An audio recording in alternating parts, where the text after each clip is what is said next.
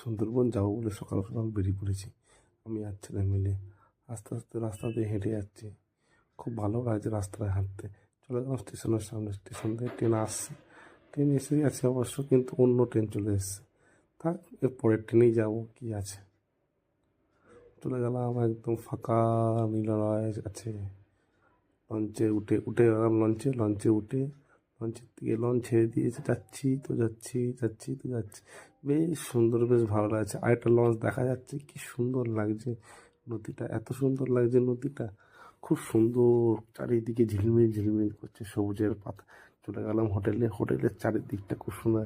সবচেয়ে বেশি ভালো লাগছে ফুলগুলো, এত সুন্দর ফুল, কি সুন্দর। দেখো, তোমাদের ভালো লাগবে। ফুলের, দেখো ফুলের সামনে একটা গেস্ট হাউস, কত সুন্দর। দেখো জলটা কত সুন্দর, দেখো লাগছে ঘুরতে।